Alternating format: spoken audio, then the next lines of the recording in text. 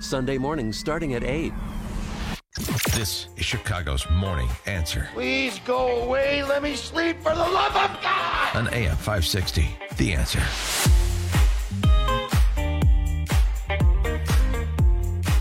Top of the morning, Dan and Amy. Dr. Ben Carson, the HUD director, was on with Tucker Carlson last night responding to the furor President Trump initiated with his tweeting at Representative Elijah Cummings over the weekend that brought Al Sharpton down to Baltimore, which I think only helps Trump. The more Al Sharpton is in front of a microphone decrying you, the better it is for you if you're not a man or woman of the left.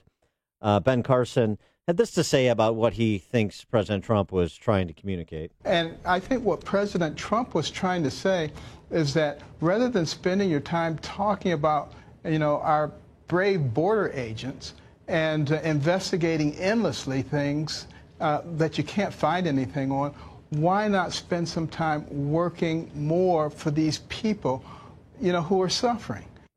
Yeah, that seems to be a fair point, particularly since in June of 1999, a member of Congress named Elijah Cummings said, quote, "I live in a drug-infested neighborhood." Oh, my gosh, he said infested. Uh-oh. The I word. There it is again. He went on to describe his drug-infested neighborhood. "I've known little girls who I've watched grow up from babies, and they're selling their bodies for $5, a 14-year-old. I see them every day. I know the pain of coming home and seeing my home ransacked, my car broken into." It's almost like he's describing a place that no human being would choose to live.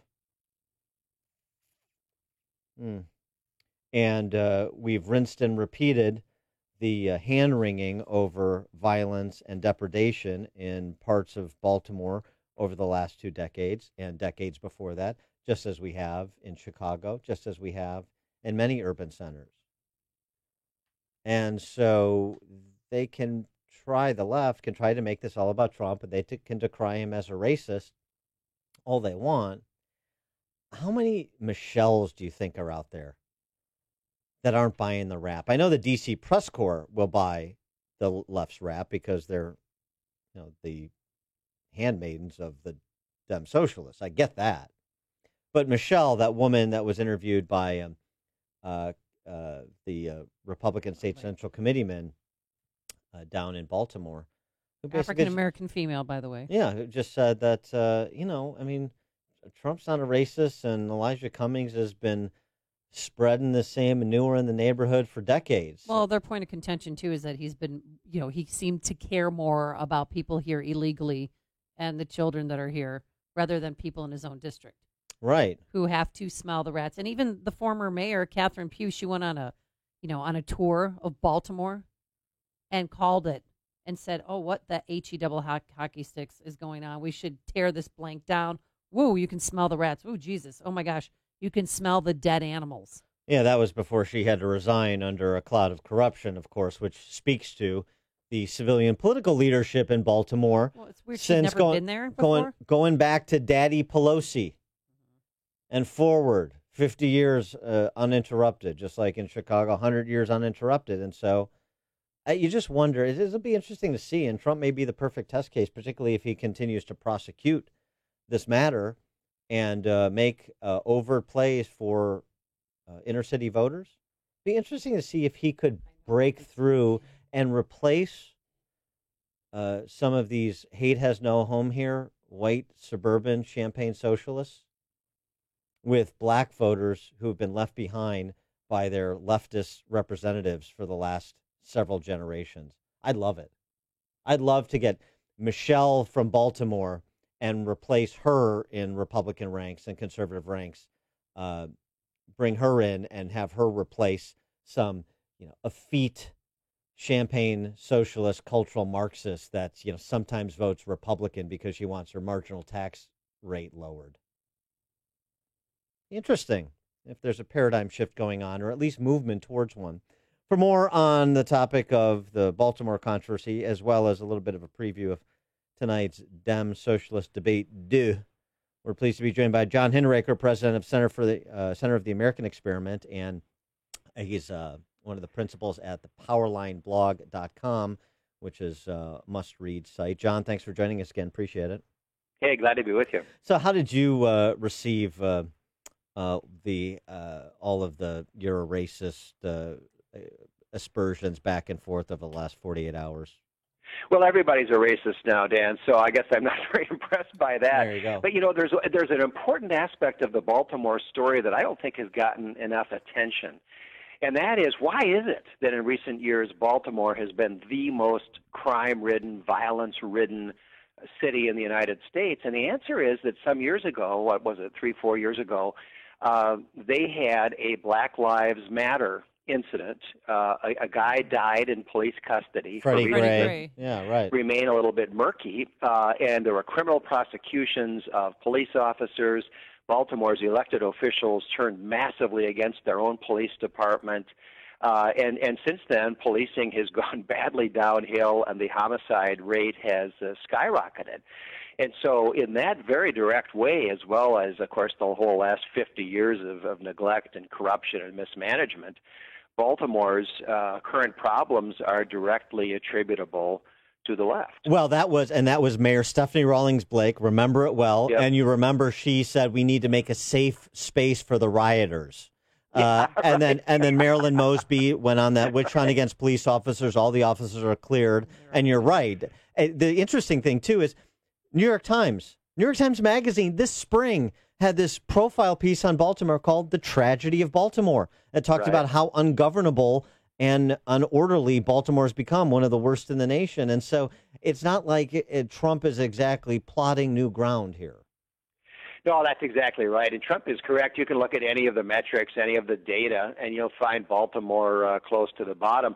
I'm glad to see Trump doing this. This is in part, I think he's doing it because it's right and because he wants to hit back at Elijah Cummings, who deserves it. But in part, I think this is his effort to increase his share of the black vote in 2020.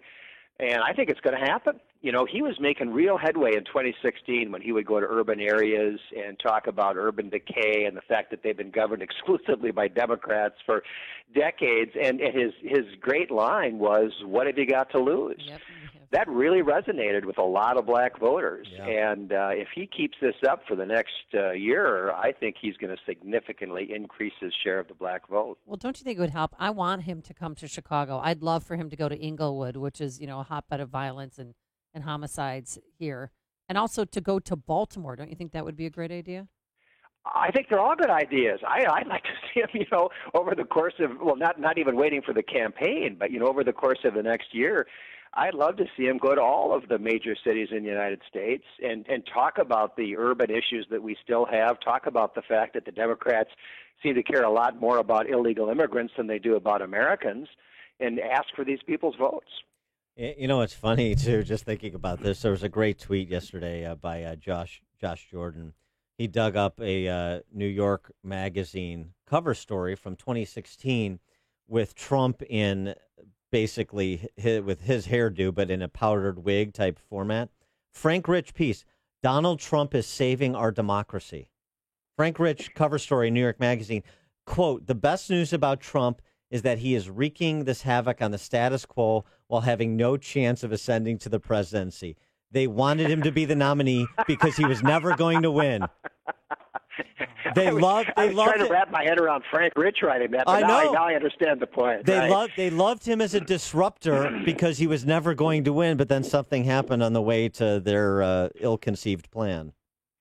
Exactly. I don't know if you remember this, but I was one of the very few pundits who actually predicted that Trump was going to win the election. But I confess that was because I understood what a horrible candidate Hillary Clinton was. I didn't think Hillary could beat anyone.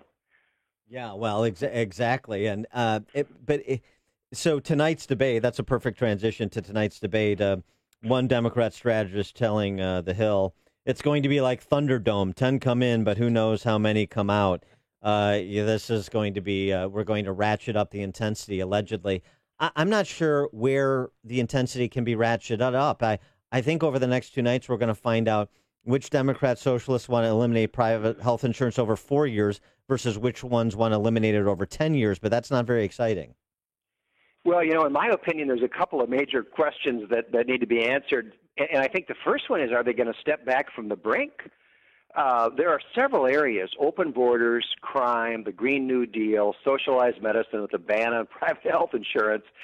I don't see how a presidential candidate, nominee of a major party, can run on the far left positions on those issues, and yet those are the positions that these people are all taking. And I wonder if we're going to see them tonight and tomorrow begin to step back from the brink, or are they just going to continue this pell-mell race to the left?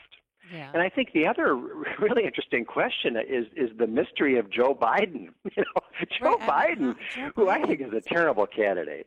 I think he was a terrible candidate 20 years ago before he, became aged, and he's even worse today. But he continues to have this big lead in the polls.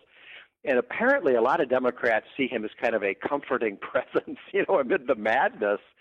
But I can't believe it. I don't think he's going to be the nominee, and it's hard to understand how a guy as frankly as slow-witted as Joe Biden can stay on top. So those are kind of the big questions that I think it'll be interesting to see the answers to. But if not him, then who? Because I don't think the American people or the Democratic Party is going to embrace Elizabeth Warren. She just rubs. I don't know about that. One thing about Liz Warren, she is smart, and that distinguishes her from a number of her competitors. She may have ridden out the Indian thing. She may have put that behind her. Not because she did the DNA test, but just because these things have all, she's been mocked so much, it can't get much worse. I've always thought Kamala Harris was likely to emerge from the pack.